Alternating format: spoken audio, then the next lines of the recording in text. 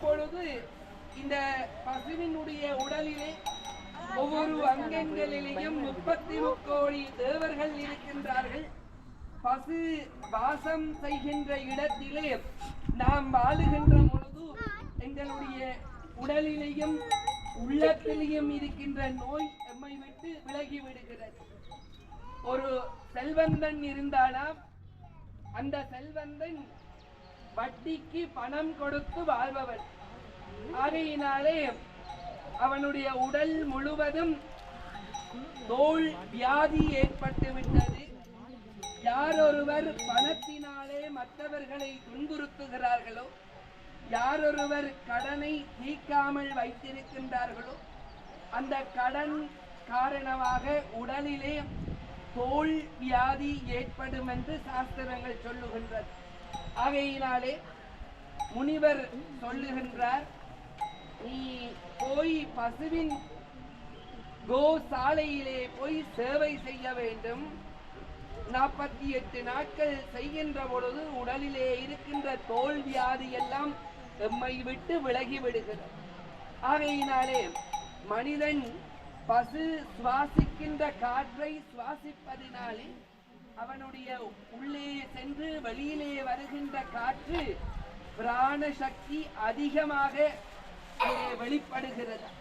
அவையினாலே பசுக்கு கிட்டே செல்லுகின்ற பொழுது நீங்கள் ஒவ்வொரு மனிதனும் செய்கின்ற தவங்கள், நீங்கள் செய்கின்ற ஜபங்கள், நீங்கள் இருக்கின்ற விரதங்கள், இதனாலே சேர்த்து வைத்த புண்ணியங்கள், நாம் அறிந்தும் அறியாமலும் செய்த பாவங்கள், இவையெல்லாம் அவன் பசுக்கு கிட்டே நெருங்கின உடனே பசு இங்கே இருந்து மேலோகத்துக்கு அனுப்பிவிடும்.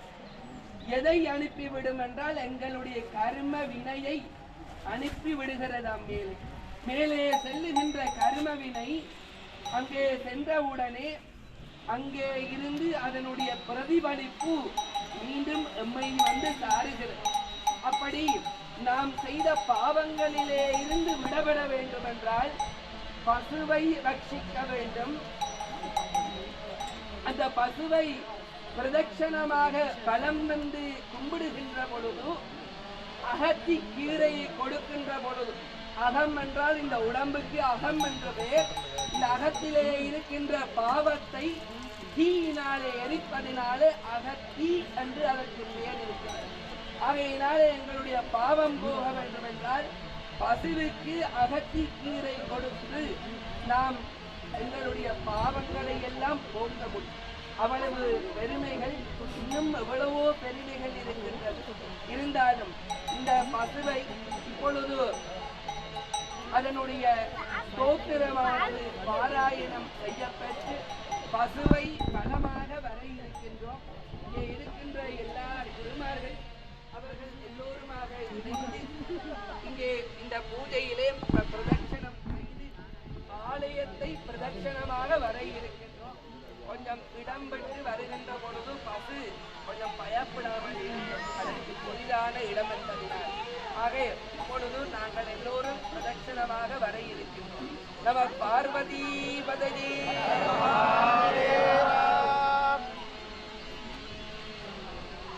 ஓம் நமோ தேவ்யை மகாதேவ்யை துரப்ஜை நமோ நமः.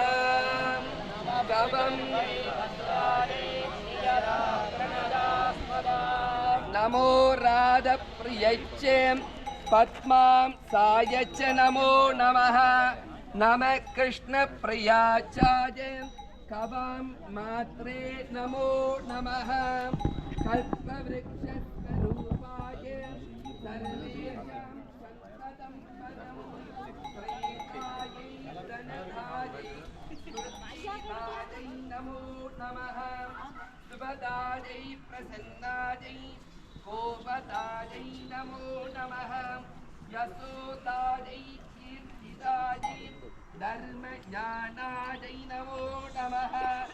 இதம் ஸ்தோத்ரம் மஹம் புண்ணியம் பக்தியுக்தச்ச படே சகோமான் தனவான் செய்வ கீர்த்திவான் புத்திரவான் பவேத்.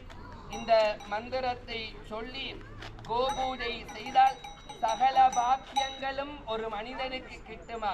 எல்லோரும் மனதினாலே இறைவனை பிரார்த்தனை செய்து இந்த ஆலயமும் நாம் வாழுகின்ற இந்த நாடு ஏன் சுபிக்ஷமாக இருக்கிறது என்றால் கருப்பு பணம் காரணமில்லை, இந்த நாட்டிலே இருக்கின்ற பசுக்கள் காரணம். ஒவ்வொரு ஆண்டும் சுவிட்சர்லாந்திலே பசுவினுடைய எண்ணிக்கை அதிகரித்து கொண்டு செல்லுகிறது. அந்த எங்களுடைய தர்மத்தை இந்த நாடு கடைபிடித்து வருகிறது. ஆக அந்த புண்ணியம் அனைவருக்கும் கிட்ட வேண்டும் என்று பிரார்த்தனை செய்து எல்லோரும் பிரார்த்தனை செய்து கொள்வோம்.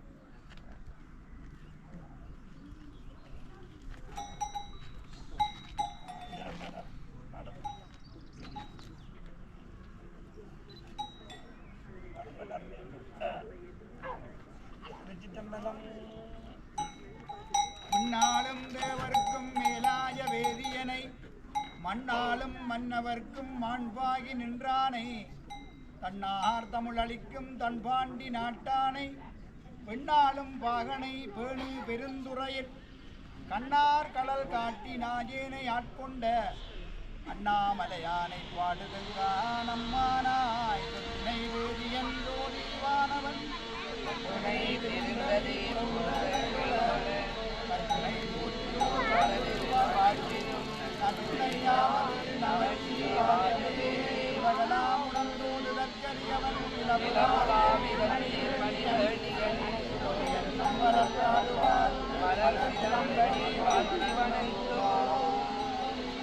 सर्वे महामहाजनाः सर्वे ब्राह्मणेभ्यो गोपूषेभ्यो नमो नमः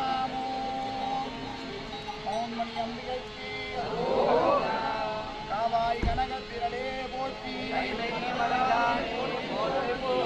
मलयम मन्ना पोट्टी मंगलम मंगलम सर्वार्थसाधके शरण्ये त्र्यंबके गौरी नारायणि नमोस्तुते.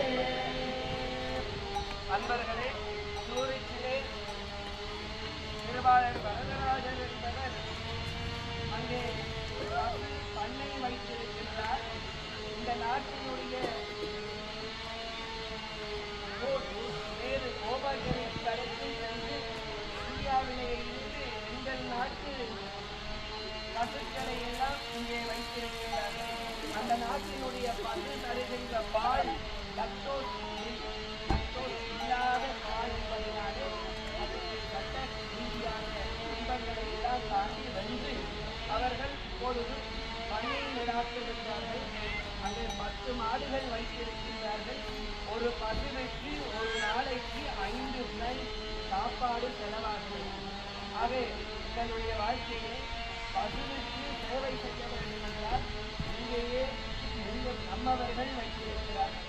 அவர்களுக்கு இந்த உபாபிஷேகத்துக்கு தங்களுடைய ஒரு சேவையாக அங்கே இருந்து ஒழுங்கு செய்து இந்த மாடுகளை எல்லாம் இந்த பசுக்களை எல்லாம் இங்கே கொண்டு வந்து இந்த வழிபாட்டுக்கு அது மட்டும் இல்லாமல் அக்னி கோத்திரம் என்று சொல்லக்கூடிய பசுவினுடைய சாலையிலே நித்திய அக்னி வளர்க்கின்றார்கள். அங்கே விபூதி தயாரிக்கின்றார்கள். இதெல்லாம் எங்கே நடைபெறுகிறது?